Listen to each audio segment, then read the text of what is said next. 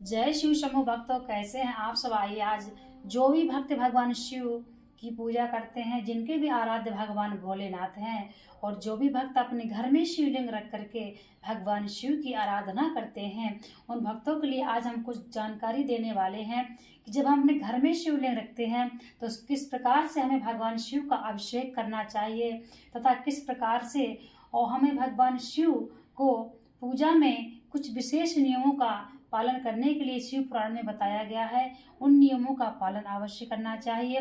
भगवान शिव के अभिषेक के कुछ नियम हैं जो हम आज आपको बताने वाले हैं। तो देरी न करते हुए सबसे पहले जो बात है हम आपको बताने वाले हैं कि भगवान शिव को ताम्र पात्र में ही अभिषेक कराना चाहिए।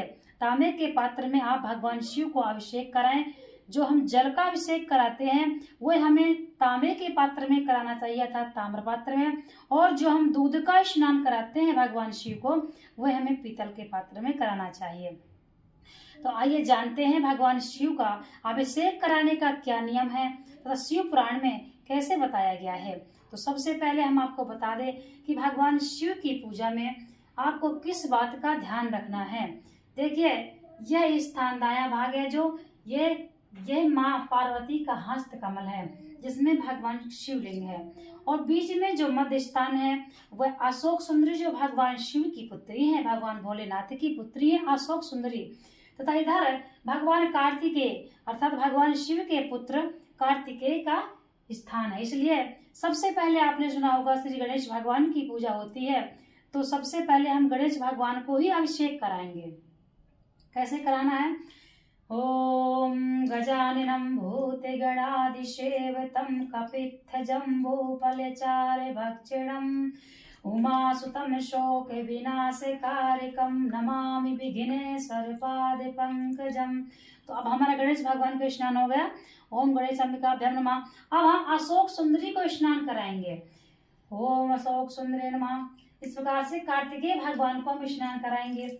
इसके पश्चात हम माता पार्वती को के हस्त कमल में स्नान कराएंगे। ओम पार्वती नमः, ओम पार्वती पते नमः। अब हम भगवान शिव को स्नान कराएंगे और भगवान शिव के वश की नाग को भी साथ में स्नान कराया जाता है। देखिए, बताया गया है कि नागों की पूजा अकेले नहीं होती है, परंतु जो भगवान शिव के गले में है वासुकी नाग, उसकी भगवान शिव की साथ पूजा करनी चाहिए। तो अब हमको किस प्रकार से भगवान शिव का जल से अभिषेक कराना है। देखिए, जो हम भगवान शिव को जल से अभिषेक कराते हैं तो बहुत ही पतली धार होनी चाहिए तथा वह छींट वह बूंद है जो हमारे पैरों पर हमारे सिर पर नहीं पड़ना चाहिए। तो इस प्रकार से भगवान शिव को स्नान कराना चाहिए। ओम मंदाकिन्यास्तु यद्वारि सर्व पापहरं शुभम तदिं कल्पितं देवो जल स्नानं समर्पयामि। इस प्रकार से भगवान शिव को जल से अभिषेक कराना है। इसके पश्चात भगवान शिव को दूध से स्नान कराना चाहिए। तो नियम वही रहेगा, पहले गणेश भगवान को, फिर अशोक सुंदरी को, इसके पश्चात कार्तिकेय और माँ पार्वती को स्नान कराना है, तथा भगवान शिव की पूजा के पश्चात नंदी को भी स्नान कराया जाता है। तो सबसे पहले हम गणेश भगवान को स्नान कराएंगे। इसके पश्चात अशोक सुंदरी, कार्तिकेय, फिर माता पार्वती के हस्त कमल में हम दूध का स्नान करा करके अब हम भगवान शिव को पतली धार से भगवान शिव को दूध का स्नान कराएंगे।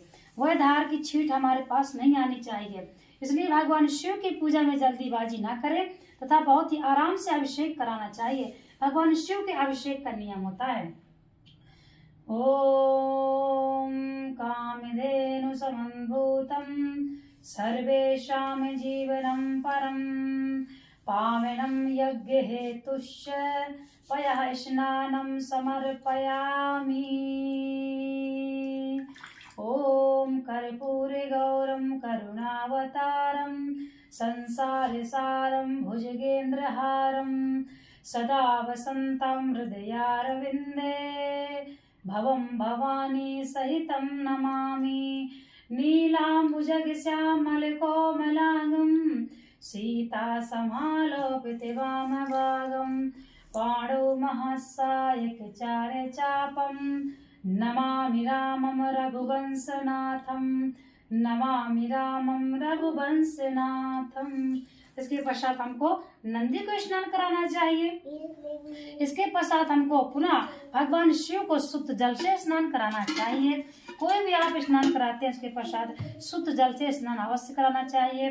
कोई कोई भगवान को शिवालय में जाते हैं, भगवान शिव को दूध से स्नान करा करके चले आते हैं, ऐसा नियम नहीं है।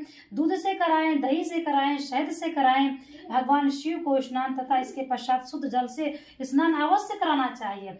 तो पुनः वही नियम रहेगा, पहले भगवान श्री गणेश को स्नान कराना है, ओम शुद्धोदक जलम समर्पयामि। फिर हमको अशोक सुंदरी को स्नान कराना है।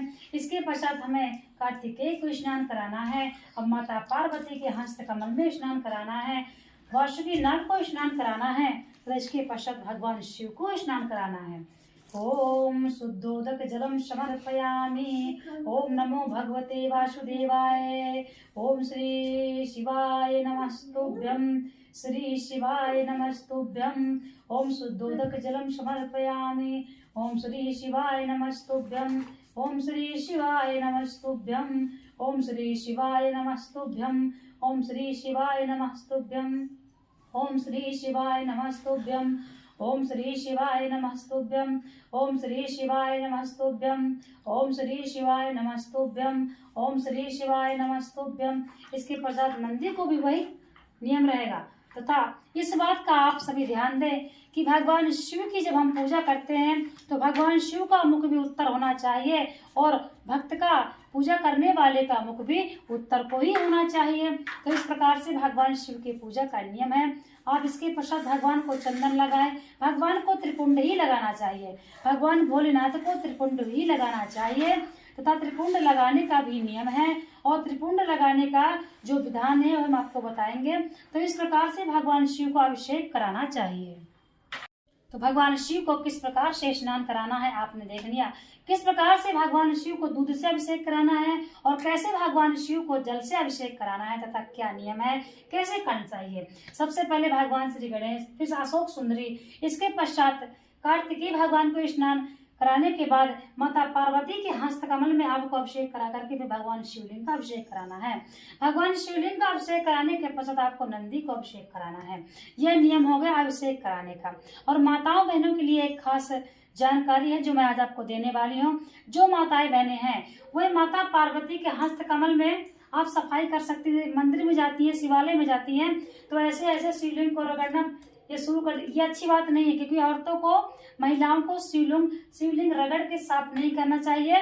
माता पार्वती के हस्त कमल है इसकी आप सफाई करें। मंदिर में जाएं, चाहे आप घर के शिवलिंग हो, चाहे आप शिवालय में जाते हैं, लेकिन नियम इसका एक ही है। आप माता पार्वती के हस्त कमल के सफाई कर दीजिए। परंतु यदि आपको शिवलिंग को रगड़ रगड़ के नहीं धुला जाता है तो माताएं इस प्रकार से आप अभिषेक करा सकती हैं। इस प्रकार से अभिषेक आप करा सकती हैं भगवान भोलेनाथ को, परंतु ऐसे रगड़ नहीं सकती हैं। ये माताओं बहनों के लिए खास जानकारी है। तथा भाई, जो भी मेरे भाई बंधु हैं वह शिवलिंग को रगड़ के स्नान करा सकते हैं, परंतु माताएं बहनें माता पार्वती के हस्त कमल को रगड़ के साफ कर सकती हैं। यदि शिवालय में जाती हैं तब भी आप ये कर सकते हैं। इस बात का ध्यान रखें। और भगवान शिवलिंग का जो त्रिपुंड है वह हमें कैसे लगाना चाहिए तथा त्रिपुंड किस उंगली से लगाना चाहिए और त्रिपुंड लगाने में हमें क्या बोलना चाहिए, कौन सा मंत्र बोलना चाहिए, तो ये हम आपको जानकारी देने वाले हैं अगले वीडियो में। तथा अभिषेक का जो नियम है वह आपने देख लिया और भगवान शिवलिंग का जो स्नान हम कराते हैं वह जो नियम है वो यही नियम होता है। इस नियम को आप अच्छे से ध्यान रखें और आप घर में शिवलिंग रखें, अंगूठे के आकार के रखें। आप शिवलिंग जो है अंगूठे के आकार के रखें घर में और भगवान शिवलिंग का विधिवत पूजन करें। जिस घर में भगवान शिवलिंग रहते हैं उस घर में कभी भी किसी का अकाल मृत्यु नहीं होती है तथा किसी के घर में, उस घर में निगेटिव ऊर्जा का प्रवेश नहीं करती है। तो भगवान शिवलिंग के पूजा का जो अभिषेक का नियम है वह आज आप सभी ने देख लिया। अब अगले वीडियो में हम बताएंगे भगवान शिव जी को त्रिपुंड कैसे लगाना चाहिए तथा क्या